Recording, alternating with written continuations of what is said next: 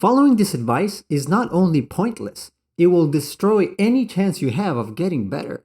So in this video, we're going to see what this advice is, what happens if you follow it, and what you should do instead.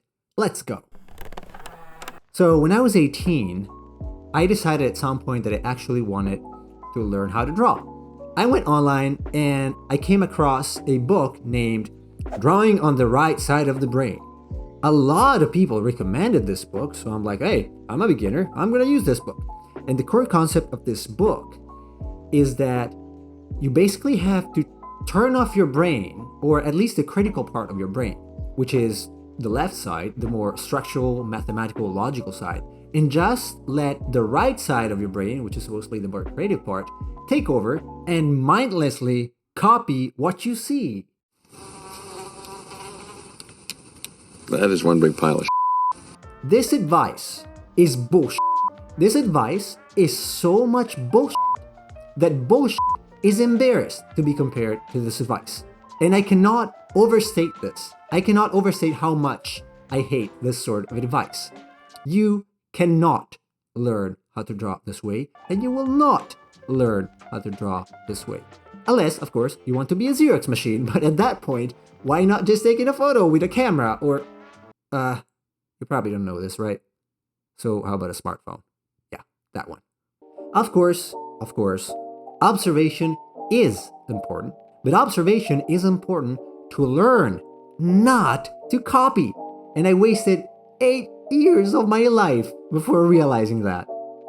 So if you follow this advice, not only you will be insanely frustrated every time you try to study something, because you're not actually studying, you're just trying to copy it one-on-one, but you will also not understand it. You will not retain anything of what you draw.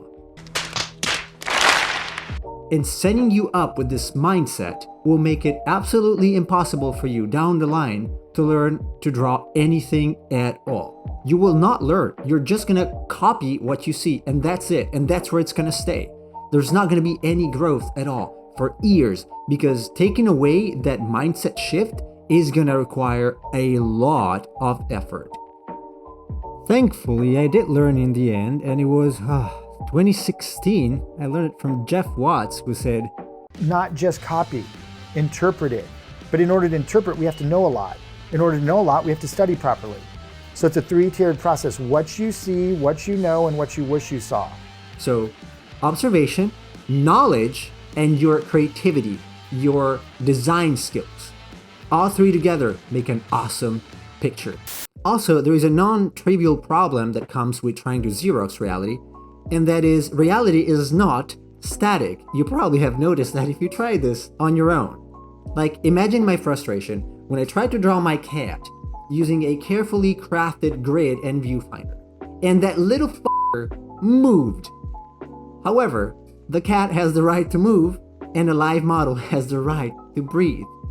The idea that you should be turning off your brain and mindlessly Xeroxing what you see is ridiculous. Instead of that, what you should do is observe, deconstruct what you're looking at, and reconstruct it using simple forms. That way, you can actually commit it to memory. You can rotate it in your head. You can do all sorts of things. You can manipulate it, learn it, reuse it in your art.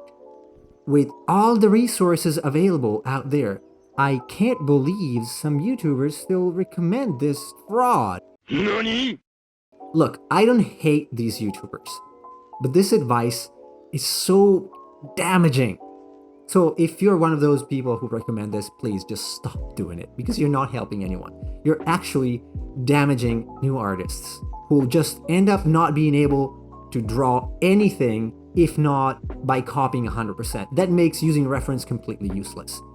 So hopefully I was able to convince you, if only with my excitement about this, and I apologize if I sounded a little too passionate about it, but trust me, I actually felt this on my own skin and in my own heart. So hopefully you're not going to waste the 8 years that I wasted thanks to this smart advice. All right? Thanks for watching and take care.